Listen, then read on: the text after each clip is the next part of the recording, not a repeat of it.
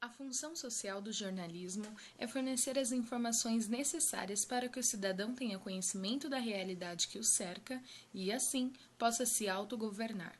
Na construção das notícias, é imprescindível o contato com as fontes. Dessa relação, surgem deveres que não podem ser ignorados.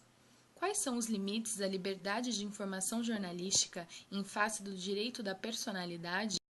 Parafraseando Lula, nunca antes na história desse país um grande veículo processou um pequeno blog, de uma forma, ainda mais de uma forma tão violenta, pedindo dinheiro e por aí vai. Então o caso foi muito largamente noticiado no Brasil e no exterior, foi inclusive condenado pela organização Repórteres Sem Fronteiras, foi citado pelo Assange, enfim. Foi um caso que ficou bastante conhecido. No momento, eu respondo a 3 processos, um da juíza eleitoral de Taubaté e outros 2, um do pai do atual prefeito e outro do próprio prefeito. Tudo por matérias, todos esses processos são por matérias que eu publiquei no blog, matérias que eles consideraram ofensivas, mas que estão todas calcadas em documento. O expressar é diferente do imprensa, digamos assim, né? A expressão é própria de cada indivíduo. Agora, a imprensa implica canais de comunicação. Com a ascensão da internet, muitos blogs surgiram como forma de jornalismo independente a fim de trazer para os internautas conteúdos críticos sobre diversos assuntos. Muitos deles abordam temas polêmicos e alguns acabam sendo processados. Este é o caso do blogueiro Emílio Gusmão. Gusmão, por meio de sua página, fez duras críticas ao vereador Ademir Almeida, do PSB da Bahia, acusando-o de corrupção. Ouça a seguir trechos da ameaça do vereador na Câmara. Falo aqui desse blog chamado de Gusmão, mas que deveria ser chamado de blog prostituta, porque todo mundo sabe de que é que prostituta gosta. E quero que fique gravado aqui nessa casa, que fique gravado e registrado. Não venham me acuar, não venham me desmoralizar, porque eu vou dar o troco. Porque isso não vai acabar bem. Isso não vai acabar, porque se eu não fizer, eu vou mandar fazer. Tenha certeza do que eu estou lhe falando aqui. Se eu não fizer, está gravado aí, ó, eu vou mandar fazer. O Brasil era o campeão mundial de ação contra jornalistas, algo como quase 4.000 processos, e essas ações eram, na maioria, ações cíveis, ou seja, ações para retirar dinheiro dos jornalistas ou das organizações.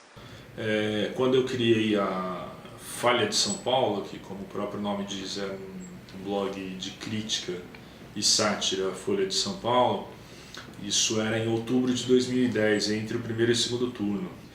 Então a gente criou o blog Folha de São Paulo e a gente brincava com o posicionamento político que a gente achava que o jornal tinha e resolvemos fazer isso de uma forma cômica, né? Começando pelo próprio nome, Folha de São Paulo, passando por uma série de fotomontagens que a gente fazia, criamos um personagem do Otavinho Vader, que provavelmente foi o que mais incomodou, que era uma mistura de Darth Vader com Otávio Frias Filho, que é o diretor de redação do jornal, e por aí vai. A Folha não achou muita graça, né? Um mês depois que a gente criou o blog, a gente recebeu uma liminar em casa, né? Não teve nenhum aviso anterior, essa liminar obrigava a gente a tirar o site do ar, se a gente não tirasse, a gente receberia uma multa diária de R$1.000.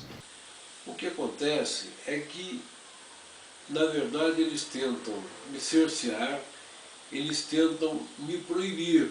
Inclusive, já chegaram a pedir na justiça o fechamento do meu blog, o que um dos juízes aqui de Taubaté não concedeu.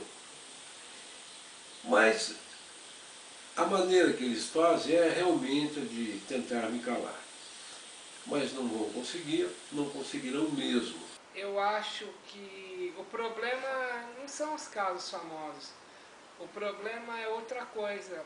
É você criar a cultura de que processar jornalista e mídia pode dar dinheiro. Então hoje, na verdade, você processar jornalista, até alguns advogados chegam a telefonar para políticos e falam, olha, vislumbro uma oportunidade de processar o senhor em tal matéria, então é feita uma oferta. Na verdade, como diz o ministro Marco Aurélio Melo do STF, isso virou uma grande loteria. Você tenta a sorte, pode ganhar um dinheirão. A Folha não desistiu, nós tivemos já o julgamento em primeira e em segunda instância. Os juízes deram uma decisão meio salomônica, digamos assim. Eles entenderam que não cabia o pedido financeiro da Folha, eu estou resumindo muito, claro, né, a sentença, mas, por outro lado, mantiveram o nosso site fora do ar. A gente está num momento agora que a gente vai recorrer.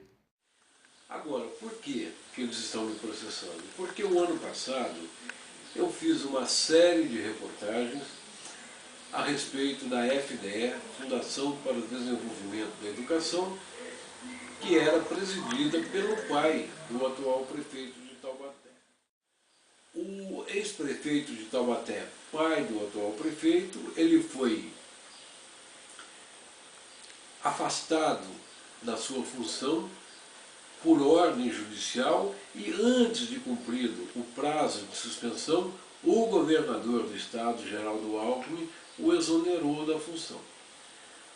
O atual prefeito, este ano, praticamente 10 meses depois das matérias que eu comecei a publicar, ele foi recentemente cassado pela Justiça Eleitoral de Taubaté. Ou seja, ele está cassado em primeira instância, tem um recurso no Tribunal Regional Eleitoral para ser julgado e creio eu que isso acontecerá brevemente. Antes do final do ano, nós teremos um desfecho. De qualquer maneira, gostaria também de me deter na palavra liberdade, né? Que é comum a tanto de imprensa como a de expressão. A liberdade é a propriedade da vontade pelo qual o homem se autodetermina a um fim. Então eu diria que toda a liberdade de imprensa implica uma liberdade de expressão, mas nem toda liberdade de expressão implica a imprensa. Você tem uma grande taxa de condenação quando você publica reportagens que tratam da vida particular das pessoas, quando elas não têm cargo público. Quando você publica algo da vida particular e elas têm cargo público, você tem até uma certa tolerância, porque você fala, se o cara é alcoólatra ou dependente de químico e tem um cargo público, o corpo dele pertence a nós, porque ele está administrando o dinheiro público.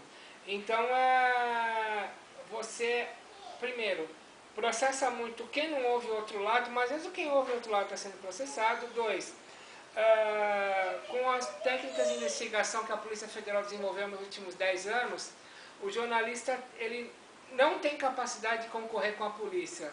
Ele não tem instrumentos, nem tempo, para produzir coisas tão detalhadas. Vão-se embora os furos e ficam os processos. O que acontece é que o jornalista confia cegamente na Polícia Federal, por exemplo, e depois as cortes superiores não contemplam. Você tem um estrondo que morre ali. Quem paga o pato é o jornalista.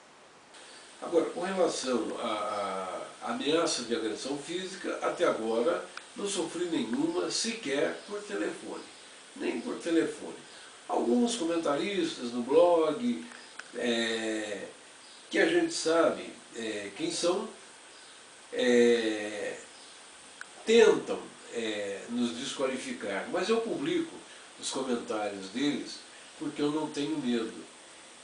E o fato de eu não ter medo me ajuda muito nisso, porque toda denúncia que eu faço baseado em documentos, e são documentos oficiais, são documentos públicos. Então não há como eles me pegarem, acredito eu.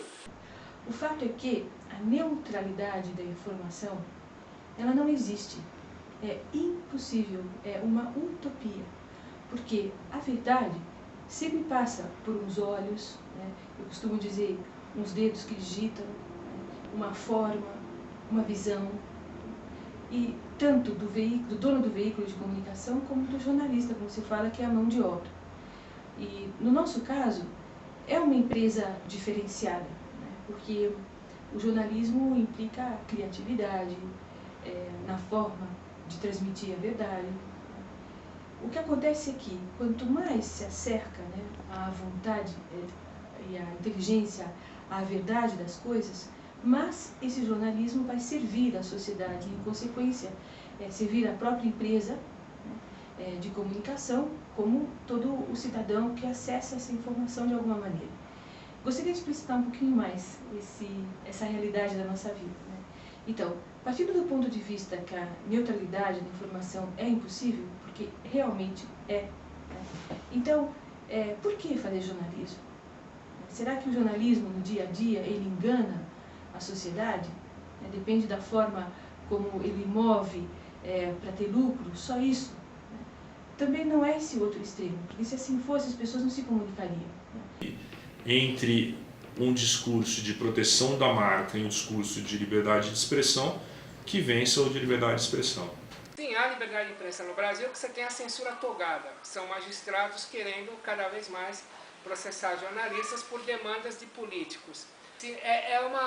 Nós temos no Brasil uma falsa democracia de imprensa. É isso. Então, jornais que dizem eu revelo tal coisa, que no fundo é uma banalidade, que não contribui para nada a informação. Bom, e quando contribui? Quando realmente revela algo? De qualquer maneira, tem que se ver qual é o benefício para a sociedade desse, entre parênteses, escândalo. Ou às vezes sem entre parênteses, né?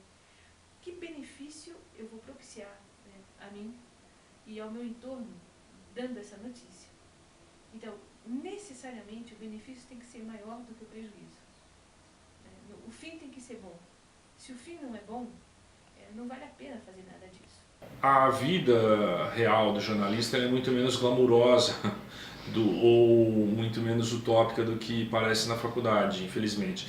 Mas eu acho que justamente essa visão mais, na falta de outra palavra, mais romântica, ou mais, com mais responsabilidade social, enfim, que é pregada corretamente nas faculdades e que os estudantes têm, eu acho que tem que ser algo que não pode ser abandonado, senão não vale a pena continuar sendo jornalista, né? Eu mesmo já, na minha vida profissional, diversas vezes escolhi ganhar menos para não ter que fazer coisas que eu achava que iam ser muitíssimo contra o que eu acredito que é correto, né? Enfim, eu acho que o novo caminho e as novas respostas, o novo jornalismo, que todo mundo está procurando aí, essa resposta misteriosa, eu acho que quem vai achar isso são vocês, são os estudantes, não acredito que seja quem está há 20 anos no mercado. Né, assim, então é importante que vocês se apeguem a isso. Né, assim, eu acho que a faculdade pode ter muita coisa inútil, muita bobagem que edita lá, mas uma coisa que é correta, eu acho que é isso. O jornalismo tem sim que ter responsabilidade social, tem sim que visar o bem coletivo, apesar de todos os pesares. Né, e, enfim, espero que vocês, estudantes, achem essa equação e me contratem quando eu for um velhinho. Eu volto a insistir, o jornalismo que defende a verdade, que defende o bem, que faz uma boa notícia, é sacrificado. É possível ser ético. E poderia até dizer de outra forma, né? Não há jornalismo sem ética.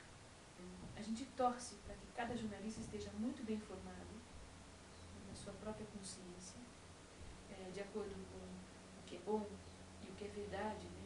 O que é verídico para o mundo, para a sociedade, para que ele possa ser realmente um profissional de categoria. E ânimo para aqueles que vão jogar, né, nessa aventura, porque vale muito a pena. Cada gol é muito